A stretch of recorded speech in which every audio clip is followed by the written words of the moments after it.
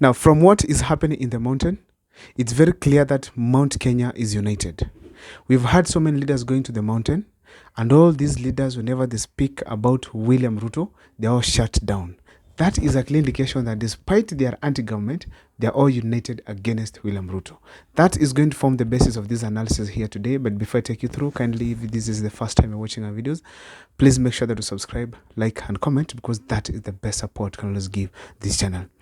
I've always opined on this show that one thing that William Ruto does not want, it is a united Mount Kenya region. And that is why he has always tried so many times to ensure that it is not united at all cost. Let me remind you that when Uhuru Kenyatta was in charge, there were indications of some leaders like William Kabogo who are going to take charge of the mountain after Uhuru Muigai Kenyatta. But William Ruto ensured that such leaders have gone home, and actually they went home. Whoever who was promising, someone who was showing the qualities of being a Mount Kenya leader was taken home. And then now, William Ruto had a challenge to get the mountain from Uhuru Muigai Kenyatta. He ensured that he has gotten people like Rigathi Gachagua, the grassroots mobilizer, people who could talk about Uhuru Kenyatta in a negative way to ensure that at least they have swayed the mountain against William Ruto. Against Uhuru Muigai Kenyatta. To be honest, he succeeded to take the mountain from Uhuru Kenyatta and actually got about 47% of his total amount of votes in 2027 for him to become the president of the Republic of Kenya. So then, there came up Rigathi Gachagua. Rigathi Gachagua, we have to accept that William Ruto won the hearts of the mountain people because of Rigathi Gachagua's series of meetings that he did in the mountain. And to be specific, also, Rigathi Gachagua's language that he uses when talking to the people of the mountain. The language he uses is what the mountain people want to hear. And as a result, actually won the hearts of most of the Mount Kenya people who actually voted for William Ruto. Now, as we speak today here, William Ruto has impeached Rigathi Gachagua from office, and Rigathi Gachagua is out. Now, he is an idle man. He is not in any form of a job in government, so therefore he has enough time to do politics and also challenge William Ruto within the mountain. This is the time for him to prove that he's the person who gave William Ruto the votes. But that is not the case that I want to talk about here today. I want to talk about now, after the impeachment of Rigathi Gachagua, is the mountain united? I'll start by giving a few examples that I have noted from the mountain. The first one, when Moses Kuria was making a speech in Murang'a, something strange happened. Actually, it was in a church. Amidst, while he was making the speech, the crowd actually indicated that they didn't want to hear anything from him. The first reason it is that he's working with William Ruto and that he wants to praise the government. That was the first thing. Something that happened that shocked me, it is that as Moses Kuria was just beginning to speak, the church leader was there, I think it was a bishop, he started singing a song. An instruction from Rigathi Gachagua that their work is to keep quiet and sing whenever they can. So then singing started and the crowd joined. Eventually, he stopped speaking or making his speech and walked out of the podium. That was so shameful that he had to walk out of the podium. The Moses Kuria, we all know, whoever he spoke, people always cheered him. This time around, he was chased out of the podium. That was not the first time. He also attended some place where there was a concert of Mugidi. He was also chased out of that place. He was not given time to speak. Now, not just Moses Kuria.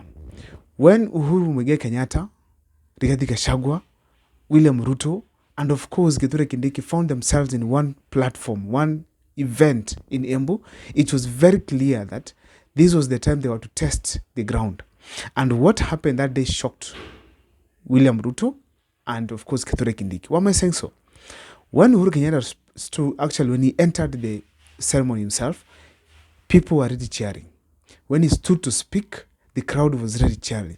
And actually the entire crowd of that place was like, they want to hear Uhuru Kenyatta speak. He spoke and people were happy about him when he spoke. Now, when the time came for Kindiki to speak, the crowd was just quiet. Because, of course, people don't have an offense with him. It's only that he felt like he's a traitor because he took the job after their own person. The person from the mountain had been ousted from office. So then, the moment came for William Ruto to speak.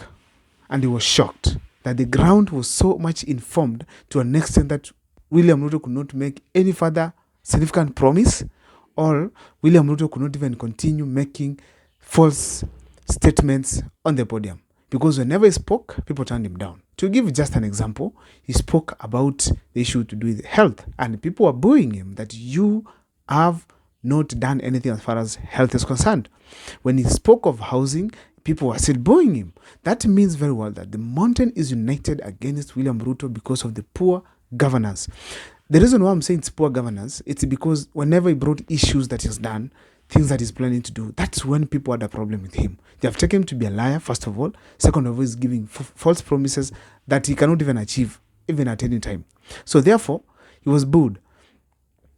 Up to that point, at Embu, it is very clear that the mountain, Moses Kuria was booed in Mount Kenya West. And now William Ruto is being booed in Mount Kenya East. That is very clear that the mountain is united against William Ruto. That is the first thing I want you to note. The second one, now look at this.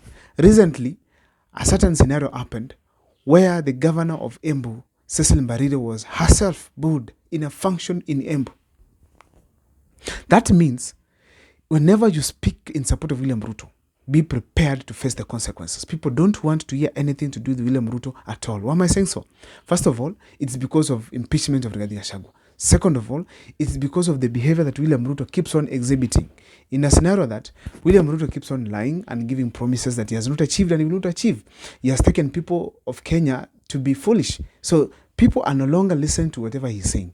Actually, even this has even prompted the Gen Z people to come up with some of the sentiments like Mwacha onge imtoke, which means that he's just speaking for the sake. That's very clear that the mountain is united against William Samoei Ruto. Now, what is the united mountain having against William Ruto? Or what is the consequence of a united mountain against William Ruto? William Ruto knows very well that in this country, to win the presidency, you must have the support of the Mount Kenya region. You must have at least 50%. You must have Mount Kenya region backing your candidature. Why am I saying so? Mount Kenya people, they come out to vote, and whenever they vote seriously. These are people even come out to register because they know the importance of registration and the importance of being in power. Therefore, that spirit of registration, voting, and actually even participating in politics give them the muscles that enables most of these counties or regions of the country to respect them. And it is very clear, even going to 2027, a united mountain against William Ruto is an automatic loss for William Ruto come 2027. Why am I saying so? The numbers that come, they're almost 5 million. Let me talk of 4 million. Then if you had a few from other regions, perhaps if someone is vying from Western or maybe Kisii region, Matiang'i, and then he gets a backing of about 3 million from the rest of the country, is already 50% of the votes. And if this person gets the support of the youths, which comes on board with almost 10 million plus votes, that makes it a landslide for the person who's going to stand against William Ruto. Therefore, United Mountain is a scary mountain to William Ruto. That is my video there and there. Let me see on the comment section kindly if the mountain is united or not. My name is Abel Mukwa. Keep watching, keep subscribing, because that is the best support you can always give this channel. See you next time for more videos.